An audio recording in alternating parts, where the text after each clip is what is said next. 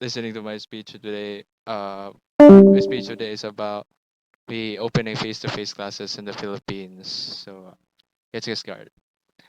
On January 30th, 2020, the COVID-19 pandemic started in the Philippines. Although cases rose relatively slowly compared to other countries, and the number of COVID cases topped at 1 million more than a year later on April 26th. And as of late, the total number of cases in the Philippines is 2,836,803 with 50,341 of those people dying and a total of 2,775,379 people recovering from the COVID-19.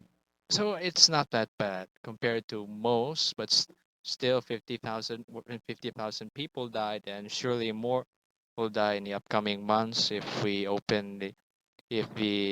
new variant of COVID comes out here in the Philippines comes out or reaches the here in the Philippines. Uh, we did establish a nationwide quarantine early in early enough that we somewhat negated the spread of COVID, but still did spread despite the best efforts of our national government. So, the, during 2020 June, the start of school arrived. It was around the months of June and July. So we had a big problem. How how were we going to carry out classes in the Philippines without seeing each other face to face? So our lovely Department of Education came with the idea of holding classes online and handing out learning modules. The online part in particular is quite problematic as not every student has an online class capable device such as a laptop or phone, and even if they do have a smartphone, it most likely won't be up to date and will not support the Google Classroom and especially Zoom apps, or some devices cannot even access Zoom or Google Classroom. I'm not sure about the whole Zoom thing on online, but you cannot. There are some devices you definitely cannot access online with older models of phones. And then fast forward to 2021, early 2021, the vaccines start coming off the human trials and can now are approved for use on other other humans apart from the test subjects, can be distributed out to the local populace. Countries all over the world rush to get their citizens fully vaccinated to get their economies rolling, as well as uh, including of which are which are students, so they can probably get their youth safe from the COVID-19, especially the new strain somewhat. And yet, we have people who absolutely just refuse to get vaccinated for reasons such as her- it being religious heresy, because the Lord has said that ye shall not get vaccinated or you will drop into hell and all that stuff. And there were even conspiracy theorists, no, I shouldn't say conspiracy theories, but consp- reason it be reasons that people say that the vaccine contains microchips to get uh, vaccines contain microchips so that the government can spy on your lives 24 hours a day, 7 days a week, 365 days of the year, which is not true. Although we have microchips the size of a grain of sand right now. It currently is not theoretically possible to get, although it is theoretically possible, just not these days.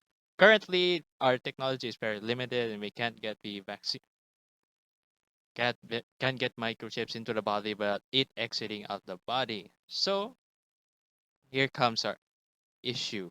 Now that we are fully vaccinated, the Department of Education is now starting to look to its schools to start opening up face-to-face classes. However, as they do that, this currently schools are handing out surveys to the students whether or not they should open up face-to-face classes. However, a new strain of COVID-19 called the Omicron variant is out, and there's a high risk that it's gonna enter the Philippines. And if we at that time, if we do open face-to-face classes and the Omicron variant gets into the Philippines, a lot of people are gonna get infected. And yet, yes, although there are gonna be booster shots available soon, there are booster shots available. Not everyone is on board to get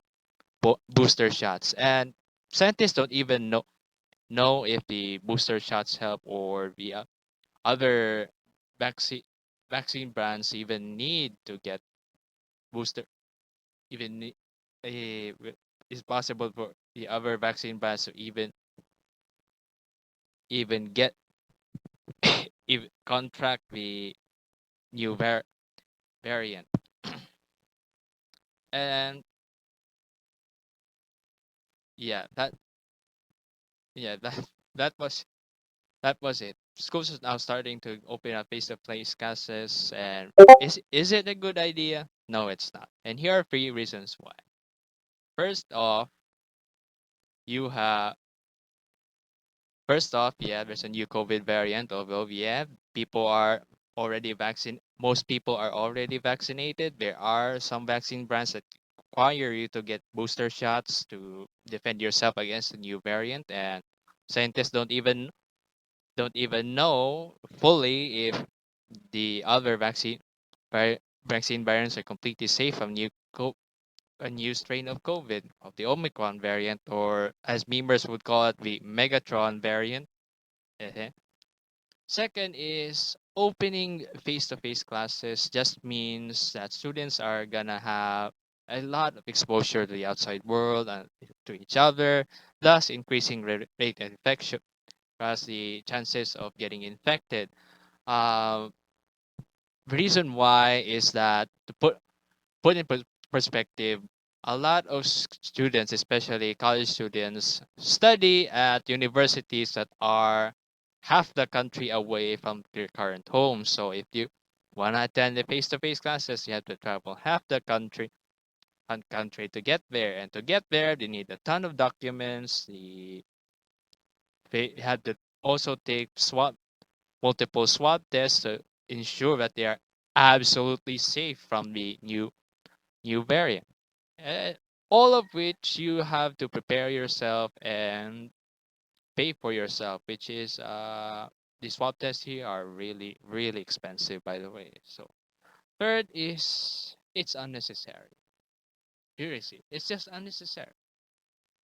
As of late, students are doing fine just even without the face-to-face classes. Although it's not completely smooth sailing for all of us, there is the recurring issue of the bad internet connectivity, which the Philippines is known mostly for. And yeah, it's not online class is not smooth sailing entirely, but it's way better than having face-to-face classes right now in the middle of the semester, and there's a new COVID variant out there.